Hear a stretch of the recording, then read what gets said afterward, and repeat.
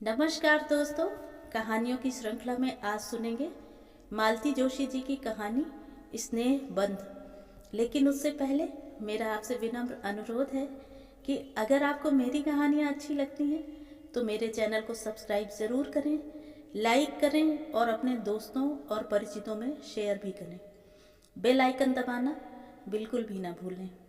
आज सुनिए स्नेह बंध। माँ, ये है मीतू, मैत्रेयी। ध्रुव ने परिचय करवाया तो देखती ही रह गई। कटे बाल के नीचे एक छोटा सा चेहरा, वह भी आधा गॉगल्स से ढका हुआ। नेवी ब्लू रंग की जीन्स के ऊपर चटक पीले रंग का पुलोवर। उस पर बने हुए केबल्स इतने प्यारे कि कोई और होता तो पास बिठाकर पहले डिज़ाइन उतार लेती, बाकी बातें बाद में होती। पर ये मीतू थी, मैत्रेयी। अपनी सारी प्रतिक्रिया मन ही में समेटकर मैंने सहज स्वर में कहा, ड्राइंग रूम में चलकर बैठो तुम लोग, मैं पापा को बुला लाऊं। बच्चों के पापा हस्बे मामूल बगिया में इजी चेयर में लेटे अखबार पढ़ रहे थे। 4 पन्नों का अखबार है, लेकिन पढ़ने में सुबह से शाम कर देंगे। अपनी सारी खींच उन पर उड़ेलते हुए मैंने कहा, बहू रानी आई हैं, चलकर मुआयना कर लीजिए। बहू रानी? उन्होंने चौंक कर पूछा। फिर चश्मा उतारकर मुझे सीधे देखते हुए बोले, बहू रानी आई हैं तो तुम्हारा स्वर इतना तल्ख क्यों है? 1-2 नहीं, साथ रहते पूरे 28 साल हो गए हैं। मेरे स्वर का एक एक उतार चढ़ाव उन्हें कंठस्थ हो गया है। फिर भी मैंने कोई जवाब नहीं दिया और चाय बनाने के बहाने रसोई में चली गई। आधा पौना घंटा बाद जब चाय नाश्ता सजाकर बाहर ले गई, उस समय ड्राइंग रूम कहकहों से गुलजार था। इस बीच शायद शिव भी कॉलेज से लौट आया था और उसी के किसी चुटकुले पर सब लोग ठहाके लगा रहे थे। मुझे देखते ही शिव ने आगे बढ़कर ट्रे थाम ली। ध्रुव ने मेज से सारा कबाड़ हटाकर जगह बनाई। पानी का जग और चटनी की शीशी अंदर छूट गई थी। ट्रे रखकर शिव दौड़कर दोनों चीज़ें ले आया। सब कुछ एकदम स्वाभाविक ढंग से ही हो रहा था। जब से सविता ससुराल गई है, बच्चे इसी तरह माँ का हाथ बटाते हैं। पर पता नहीं क्यों आज मुझे यह सब अच्छा नहीं लगा। थोड़ा सब्र तो किया होता इन लोगों ने। मैं भी तो देखती, मीतू नाम की यह लड़की कितना अदब कायदा जानती है। घर की बहू बनकर आ रही है। यह तो हुआ नहीं कि खुद चलकर किचन तक आती, झूठ मूठ ही सही, मदद के लिए पूछती। बस लाट साहब की तरह बाहर बैठी रही। लड़के बेचारे बैरों की तरह दौड़ धूप कर रहे हैं। नाश्ते के लिए गरम समोसे बना लिए थे। सूजी के लड्डू और घर का बना चिवड़ा भी साथ था। जनता ने नाश्ते का सरंजाम देखा और खुश हो गई। हाय माँ, आपने यह सब घर पर बनाया है? मीता किलक कर बोली। मैं तो बिलीव नहीं कर सकती, रोज इतना रिच नाश्ता देती हैं आप। तभी आपके दोनों सुपुत्र मोटूमल हो रहे हैं। हमें नज़र मत लगाओ, ध्रुव ने टोका। माँ की जीवन भर की साधना है हमारे पीछे। जानती हैं मीता जी, शिव ने कृत्रिम गंभीरता ओढ़कर कहा, माँ ने हमको खिला पिलाकर ऐसा तैयार कर दिया है कि अब कैसी ही कर्कश बीवी मिले हम निपट लेंगे। मैदान छोड़कर भागेंगे नहीं। कमरा एक बार फिर हंसी में डूब गया, लेकिन मुझे बड़ा ताव आ रहा था। मेरे बच्चों को मोटूमल कहने का हक इसे किसने दे दिया? अभी तो घर में आई भी नहीं और रोब झाड़ने लगी। वाह, यह भी कोई बात हुई। तुम्हारे माँ बाप ने तुम्हें नहीं खिलाया तो हम क्या करें? तुम अपने राज में डबल रोटी खिला खिलाकर उसे दुबला कर लेना, बस। चलूँ माँ? मैंने अपनी तंद्रा से चौंक कर देखा। सब लोग उठकर खड़े हो गए थे। मीता नमस्ते कर रही थी, फिर वह चली गई। गेट तक छोड़कर हम लोग लौट आए। ध्रुव उसे छोड़ने घर तक चला गया।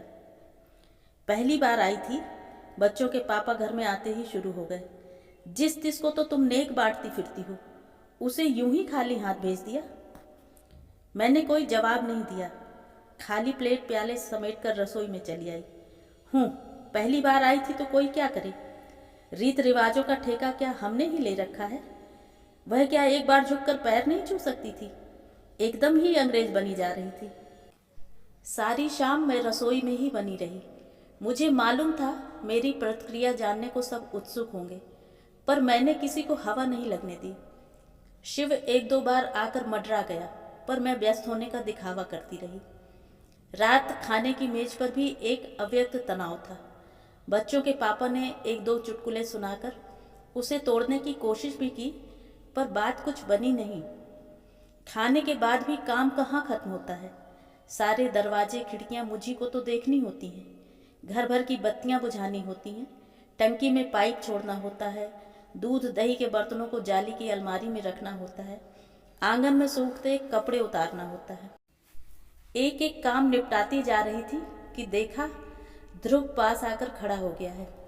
माँ, उसने कांपते स्वर में पुकारा। क्या है? तौलिए को तहाते हुए मैंने पूछा। तुम्हें मीता कैसी लगी? मेरे लगने का क्या है, तुम्हें पसंद आनी चाहिए बस। नो मम्मा, तुम्हारी पसंद बहुत जरूरी है, तुम्हारी और पापा की। शाम से मन में जो अंधड़ उठ रहा था ध्रुव के प्रश्न से तीव्र हो उठा। तुमने जवाब नहीं दिया माँ। अच्छा यह बताओ, क्या उसे पता था कि तुम उसे कहाँ ले जा रहे हो? मैंने प्रति प्रश्न किया। हाँ, क्यों? तो क्या वह ढंग के कपड़े पहनकर नहीं आ सकती थी?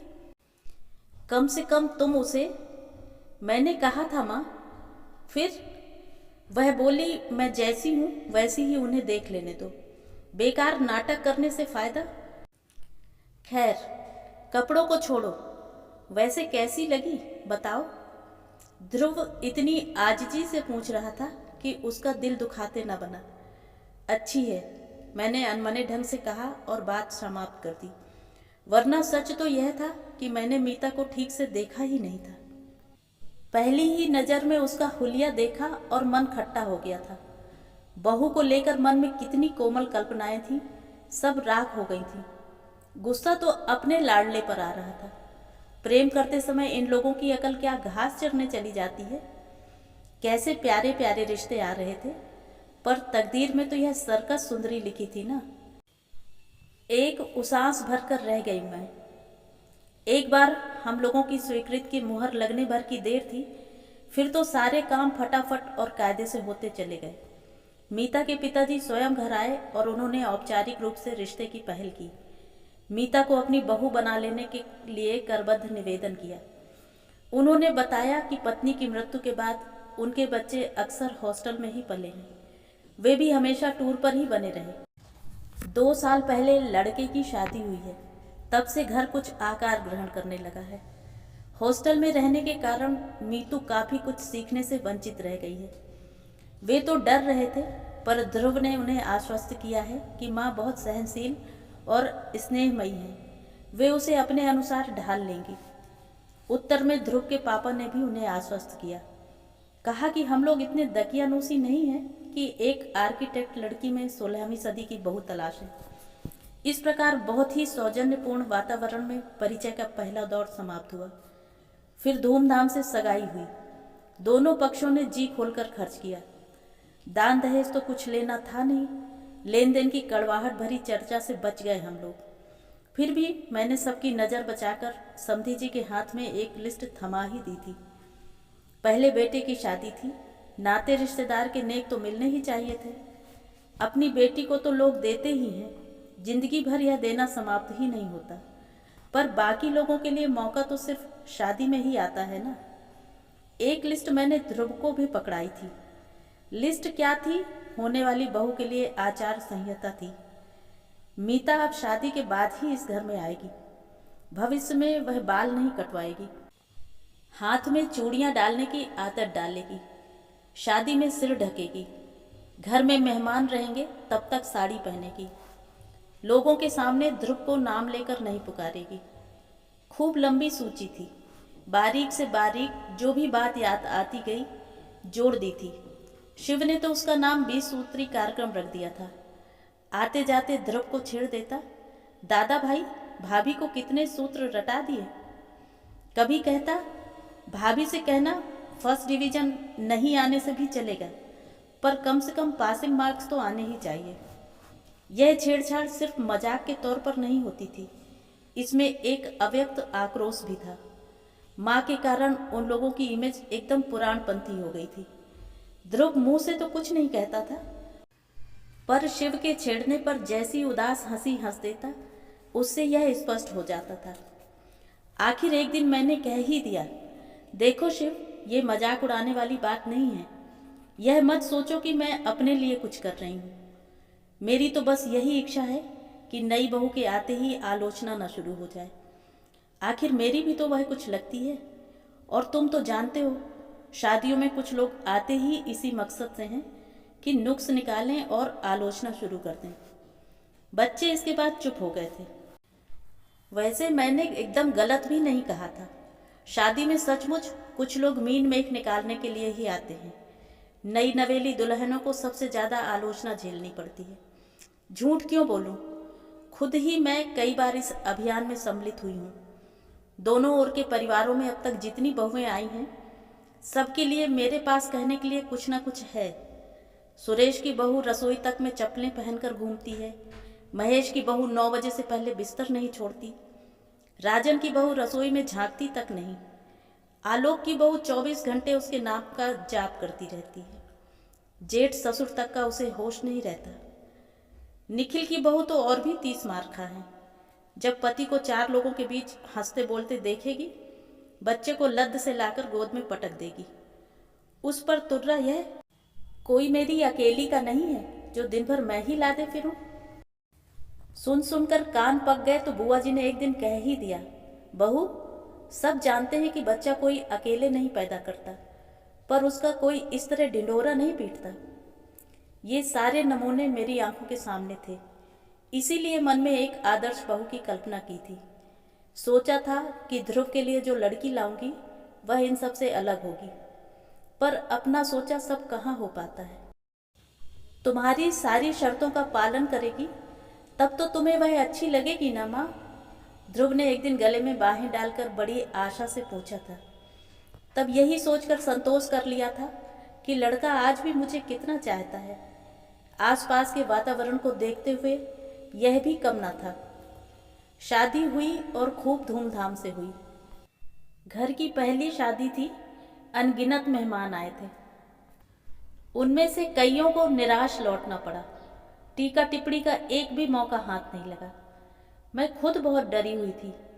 एक तो लड़की की माँ नहीं थी, करता धरता बड़ी बहन थी जो अमेरिका में ही बस गई थी। पति पत्नी दोनों डॉक्टर थे।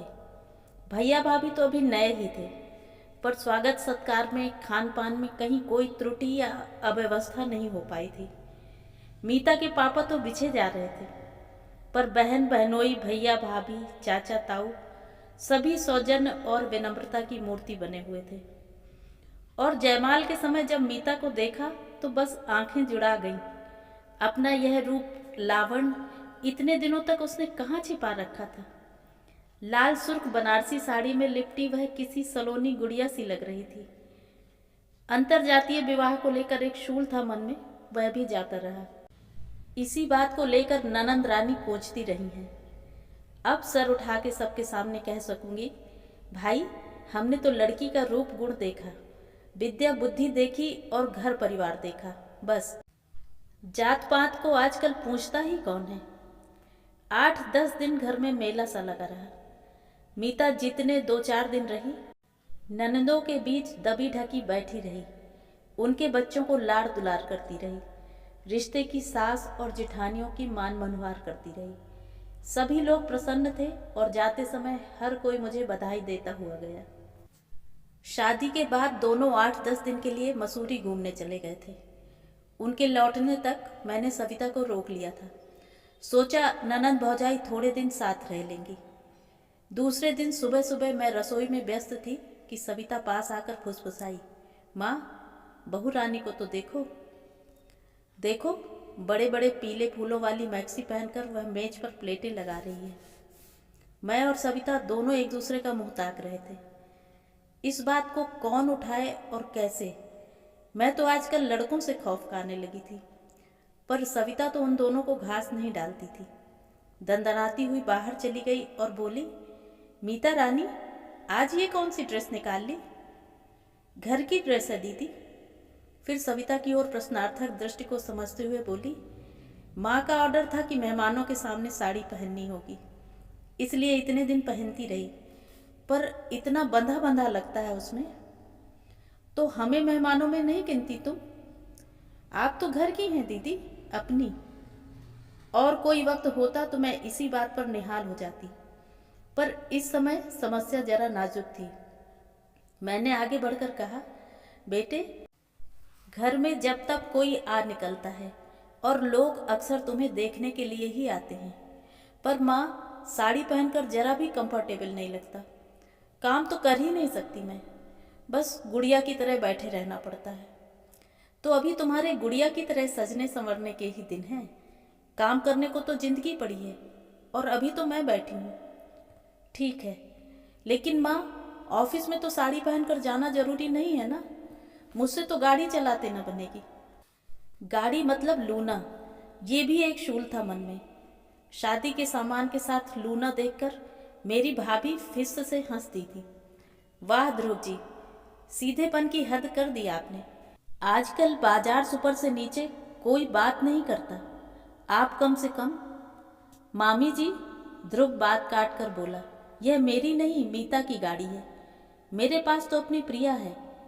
मीता ने पापा से कहा था कि जेवर चाहे ना दें, पर एक गाड़ी जरूर दें। यानी सब कुछ अपने आप ही तय हो गया था। मन इतना खट्टा हो गया था। स्कूटर ही ले लेते तो क्या हो जाता, प्रिया शिव के काम आ जाती। स्कूटर पर तो दोनों जा सकते थे, तब यह पहनने ओढ़ने का झंझट भी ना खड़ा होता। दफ्तर सलवार कमीज पहनकर जाया करना, मैंने अपना फैसला सुना दिया। लेकिन बहू घर में आती है तो समस्या सिर्फ पहनने ओढ़ने तक की ही नहीं रहती।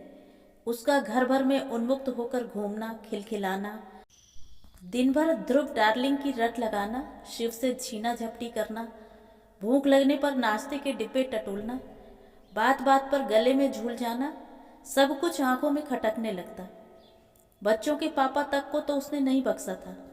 सुबह से वे पेपर पढ़ते तो उनकी कुर्सी के हत्थे पर बैठकर ही पूरा पेपर पढ़ जाती।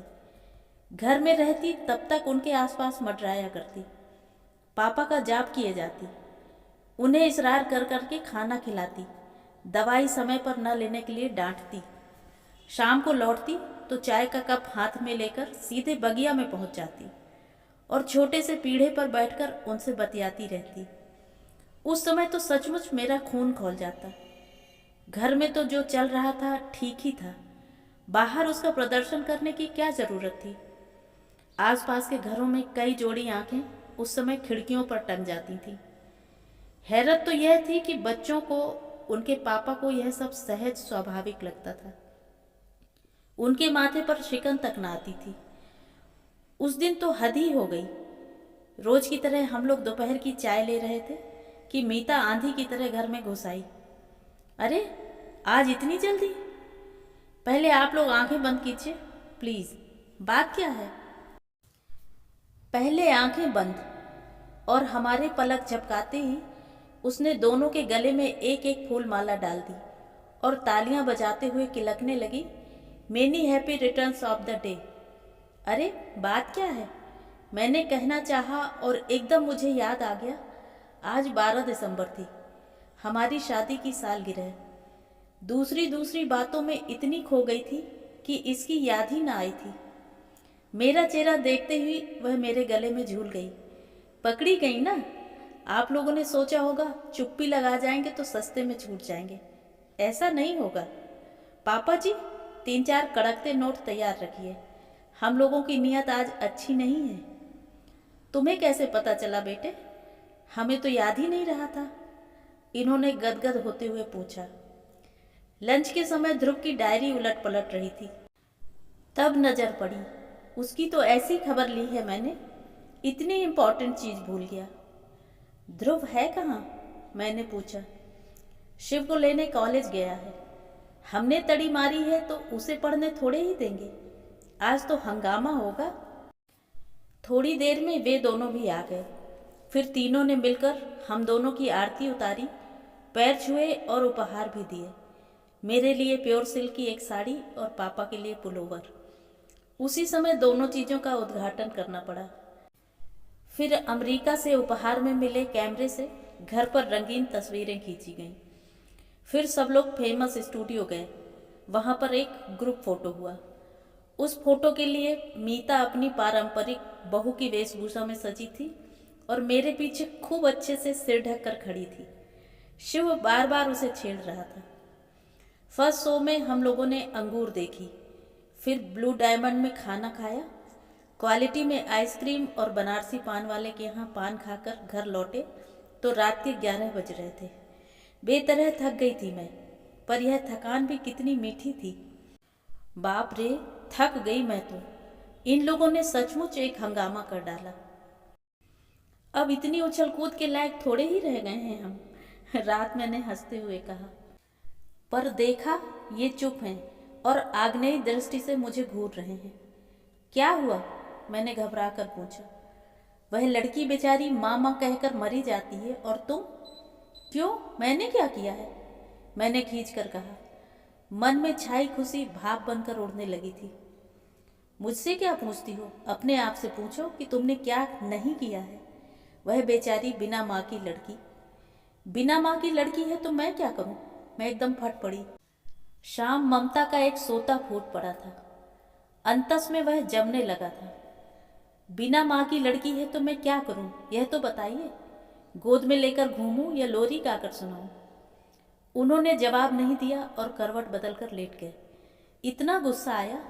यह अच्छा तरीका है, जवाब देते न बने तो बात ही खत्म कर दो। अजीब मुसीबत है, मैं बुदबुदाई। दिन भर घर में धींगा मुस्ती चलती रहती है, छोटे बड़े का भी लिहाज नहीं रखा जाता। फिर भी मैं कुछ नहीं कहती, चुपचाप देखती रहती हूँ। फिर भी मुझे चैन नहीं है। पराई लड़की पर तो लोगों को इतनी ममता हो जाती है। साल 6 महीने में अपनी जाई घर आती है, उसका तो कभी ऐसा लाड़ दुलार नहीं किया गया। वह एकदम पलटे। उसका लाड़ दुलार क्या खाक करूँगा? वह तो तुम्हारे अनुशासन में पली हुई बिटिया है। आज तक कभी खुलकर बात भी की है उसने मुझसे? अब चुप रहने की बारी मेरी थी। जनवरी के प्रथम सप्ताह में ध्रुव को अचानक 6 महीने की ट्रेनिंग के लिए जर्मनी जाने का आदेश मिला। घर में एक खुशी की लहर दौड़ गई।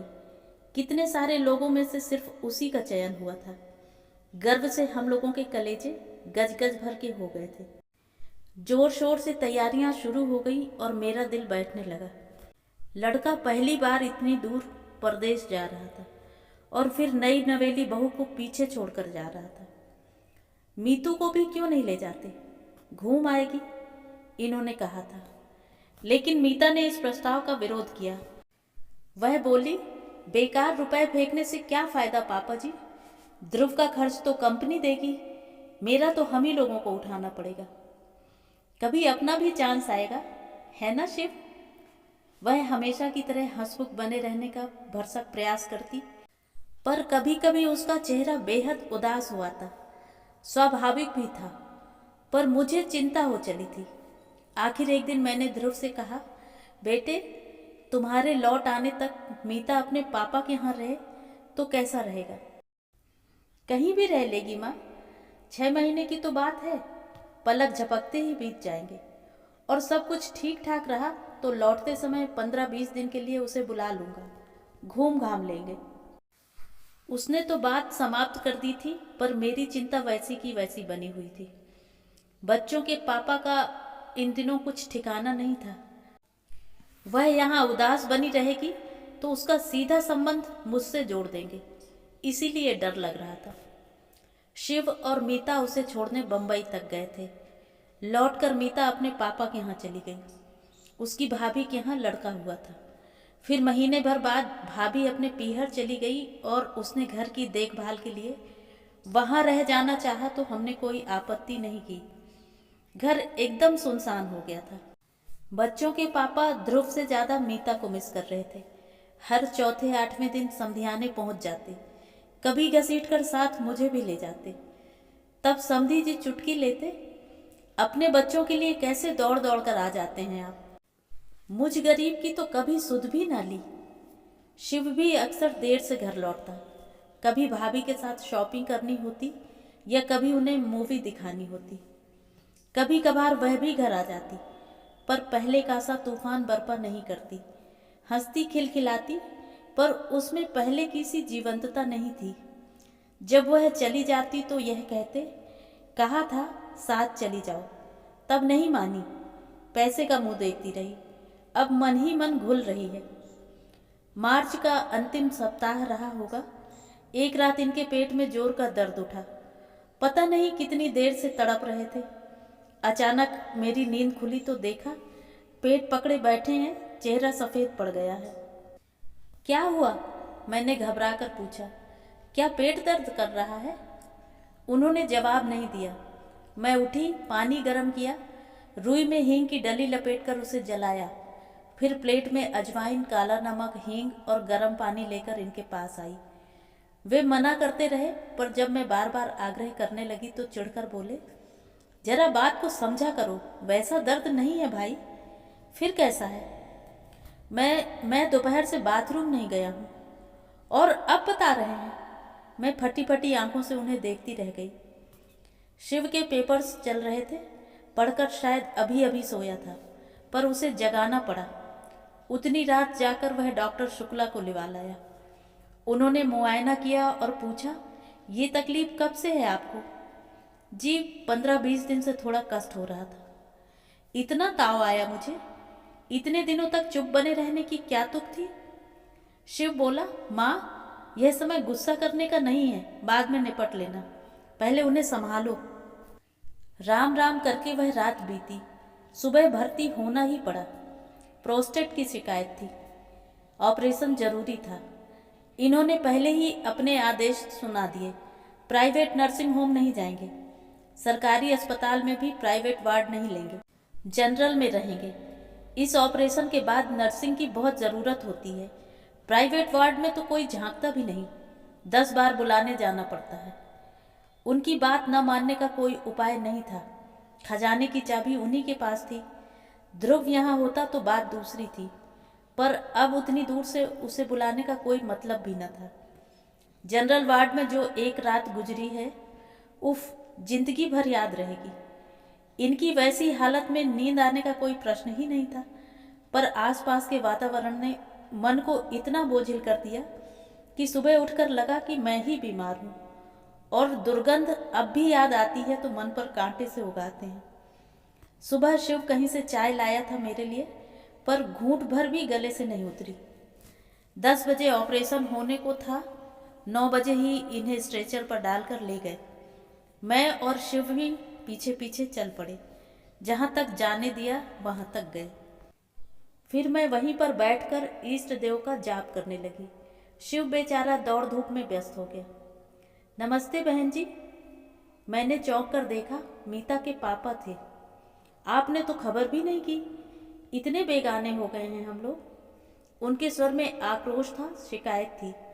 मैं क्या जवाब देती? वो तो मीतू अभी किसी काम से घर गई थी, तब पड़ोस के मेहता साहब ने बताया। सब कुछ इतना अचानक हो गया, मैंने अपराधी स्वर में कहा। शिव बेचारा एकदम अकेला पड़ गया था, सारी दौड़ भाग उसी के जिम्मे थी। यही तो मैं कह रहा हूँ, उसे अकेले सारी भाग दौड़ करने की क्या ज़रूरत थी? हम लोग किस लिए हैं?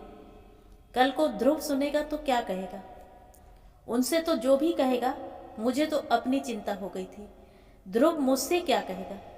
इन पर इतना ताव आ रहा था, दर्द से तड़प रहे थे, पर मजाल है कि जो बटुए की पकड़ जरा सी ढीली हो जाए। जनरल वार्ड में रहेंगे, वहाँ नर्सिंग अच्छी होती है। अब इतने बड़े आदमी को उस नरक में ले जाऊंगी तो कैसा लगेगा? अपनी उस दुश्चिंता में यह पूछना भी याद न रहा कि मीता कहाँ है। 11:30 बजे उन्हें थिएटर के पास वाले कमरे में लाकर रखा गया। ऐसे हट्टे कट्टे हंसते बोलते व्यक्ति को इस तरह असहाय अवस्था में देखकर मेरी तो रुलाई फूट पड़ी। मीता के भाई नरेश मुझे सहारा देकर बाहर ले आए और वापस बेंच पर बिठा दिया। असहाय सी मैं वहां बैठी रही। 2 घंटे बाद उन्हें वार्ड में ले जाने की अनुमति मिली। ये 2 घंटे मेरे लिए 2 युग हो गए थे। वार्ड में वापसी के समय काफिला जरा बड़ा था। घर परिवार के लोग थे और स्टाफ के भी। ढेर सी शीशियां स्ट्रेचर के साथ चल रही थीं और सब लोग उन्हें उठाए हुए थे। माँ, तुम सीढ़ियों से आ जाओ, लिफ्ट में तुम्हें परेशानी होगी, शिव ने कहा तो मैं सीढ़ियों की ओर मुड़ गई। हांफती कांपती ऊपर पहुंची। तब तक स्ट्रेचर शायद वार्ड में पहुंच चुका था, क्योंकि गलियारे में उसका कहीं पता नहीं था। मैं वार्ड तक पहुंची ही थी कि नरेश जी की आवाज़ आई, माँ जी इधर आइए। उनके पीछे चलती हुई मैं गलियारे के छोर तक पहुंची। डीलक्स रूम का दरवाज़ा खुला और खाली स्ट्रेचर थामे लोग बाहर निकले। यह कमरा, मैंने अस्फुट स्वर में कहा। भाभी ने बुक करवाया है। मेरा असमंजस ताड़कर शिव पास आकर फुसफुसाया। ये उसके बस की ही बात थी जी, उसके पापा गर्व से बता रहे थे। सुपरिटेंडेंट से जाकर भिड़ गई, खड़े खड़े रूम अलाट करवा लिया। बहुत लड़ाकू है यह लड़की। मैंने मीता की ओर देखा, वह चुपचाप इनके पलंग के पास खड़ी थी।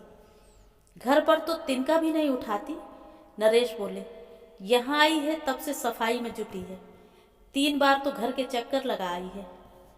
ये सास जी को खुश करने के फॉर्मूले हैं, समधी जी ने स्नेहसिक्त स्वर में कहा।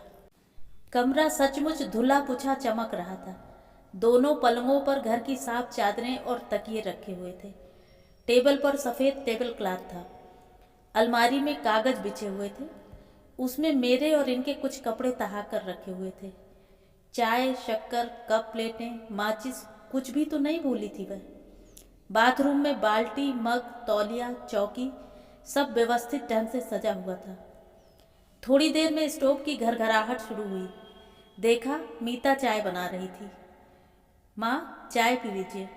थोड़ी देर में वह मेरे सामने खड़ी थी। कमरे में आने के बाद से उसने पहली बार बात की थी और उसका स्वर अत्यंत सपाट था। चाय यहाँ? मैंने एक बेमतलब सा जुमला उठाया। तो कहाँ पिएंगी? क्या पापा को इस हालत में छोड़कर आप घर जाएंगी? उसकी बात में तर्क था, पर उससे भी ज़्यादा वजनदार उसकी आवाज़ थी। मैंने चुपचाप प्याला होठों से लगा लिया। मेरे चाय लेते ही सबने जैसे राहत महसूस की, क्योंकि सभी थके हुए थे। बहुत बेमन से प्याला उठाया था मैंने, पर सच कहूँ तो पीने के बाद जी एकदम हल्का हो गया। सुबह से सिर भारी हो रहा था, वह भी थोड़ा उतर गया। 5 बजे के करीब उन्हें कुछ होश आया। मीता उनके पास ही बैठी हुई थी। उसे देखकर उतनी पीड़ा में भी वे थोड़ा सा मुस्कुरा दिए। तब मुझे एहसास हुआ कि सचमुच उनकी यंत्रणा बहुत भीषण रही होगी। नहीं तो क्या ऑपरेशन से पहले एक बार भी अपनी लाडली बहू को याद न करते? पापा, आप और भैया आप घर जाइए। मीता का फरमान छूटा। रात को मेरा और माँ का खाना लेकर भैया आएगा। आप अब सुबह आइएगा। मैं फल फूल खा लूँगी, मैंने हल्का सा प्रतिवाद किया। आपके लिए पक्का खाना बन जाएगा, उसने मेरी ओर बिना देखे जवाब दिया। वैसे बहन जी, चाहे तो हमारे साथ घर चलकर। पापा प्लीज़, उसने जैसे सारे विवाद को समाप्त करते हुए कहा और उन दोनों को जबरन घर रवाना किया। फिर शिव के साथ बैठकर उसने सारे पर्चे पढ़े और फिर शिव को दवाइयाँ लाने भेज दिया और खुद इनके पलंग के पास स्टूल खींचकर बैठ गई। दूसरे पलंग पर मैं चुपचाप पड़ रही। बोलने की शक्ति ही नहीं रह गई थी। 2 रातों का जागरण था, थकान थी, तनाव था। कब झपकी लग गई पता ही नहीं चला। मीता ने खाने के लिए जगाया, तब जाकर आँख खुली। समधी जी से रहा नहीं गया होगा, खाना लेकर खुद आ गए। बदले में लाड़ों की फटकार भी सुननी पड़ी। वे शिव का भी खाना लाए थे, पर मीता ने उसे अस्पताल में खाने नहीं दिया। तुम पापा के साथ घर जाओगे और सुबह पेपर के बाद ही यहाँ आओगे, समझे? लेकिन भाभी यहाँ, वह मिमियाया। यहाँ की चिंता मत करो, यहाँ मैं हूँ, माँ है, भैया हैं। शिव बहुत कुनमुनाया, पर आखिर उसे जाना ही पड़ा। उन लोगों को छोड़ने के लिए नरेश जी नीचे तक गए।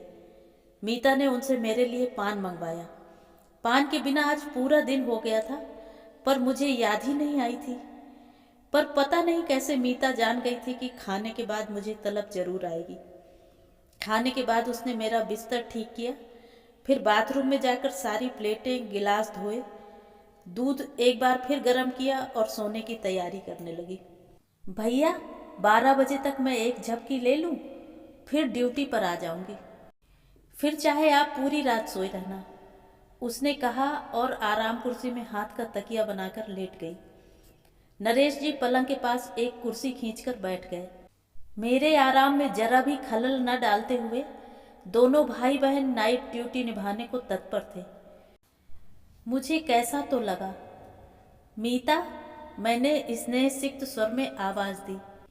भैया आराम कुर्सी में लेट जाएंगे, तू इधर पलंग पर आ जाना, दिन भर से खड़ी की खड़ी है। पता नहीं मेरी आवाज में कुछ था या उसने प्रतिवाद नहीं करना चाहा। वह चुपचाप मेरे पास आकर लेट गई। आप सोने लगे तो मुझे जगा लीजिएगा भैया, उसने कहा और आंखें मूंद ली। नरेश जी आराम कुर्सी पलंग के पास खिसकाकर उसमें लेट गए। कमरे में एक अजीब सी शांति छा गई। मैंने मीता की ओर देखा। पता नहीं क्यों उसे देखकर मुझे सविता की याद हो आई। 2 बच्चों की माँ हो गई है, पर अब भी कभी कभी उस पर बचपना सवार हो जाता है। माँ के पास लेटने का मोह हो आता है। उन क्षणों में वह एकदम नन्ही सवी बन जाती है। मेरे पास लेटी यह नन्ही सी लड़की, इसका भी तो कभी कभी मन होता होगा। तब किसके आंचल में मुंह छिपाती होगी।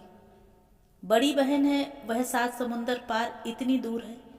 भाभी तो खुद ही लड़की है अभी। वह मेरी ओर पीठ करके लेटी थी निस्पंद। सलवार सूट उतार कर उसने नाइटी पहन ली थी। उसमें वह एकदम बच्ची सी लग रही थी। दिन भर किसी उग्र तेज से दबदब करता उसका चेहरा अब एकदम निरीह निष्पाप शिशु का सा लग रहा था। ममता का एक ज्वार सा उठा मन में। एकदम उसे अंक में भर लेने की इच्छा हुई, पर संकोच से मैं बस उसकी पीठ पर बालों पर हाथ फेरती रही। वह मेरे वात्सल्य के उद्रेक से अनजान वैसी ही निस्पंद पड़ी रही।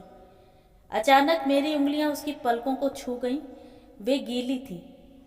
क्या हुआ बेटे, मैंने प्यार से पूछा। वह कुछ नहीं बोली, बस जैसे रुलाई रोकने के लिए होंठ सख्ती से भींच लिए। अपने पापा जी के लिए परेशान हूँ, पर डॉक्टर साहब तो कह रहे थे वे एकदम ठीक हैं, ऑपरेशन बहुत अच्छा हुआ है, बस 1-2 दिन में उठकर बैठ जाएंगे, यही कह रहे थे ना। कहते कहते मैं भी शंकाकुल हो उठी। वह एकदम पलटी, कुछ क्षण मुझे देखती रही, फिर मेरी छाती में मुंह छुपाकर सुबकते हुए बोली, पहले यह बताइए आपने हमें खबर क्यों नहीं की। पापा जी इतने बीमार हो गए और किसी को मेरी याद भी नहीं आई। यही तो अपने आप को कटघरे में खड़ा करके मैं बार बार पूछ रही थी, मुझे उसकी याद क्यों नहीं आई। अपनी बिटिया को कैसे भूल गई थी मैं। तो ये थी कहानी। कहानी आपको कैसी लगी कमेंट करके ज़रूर बताएं।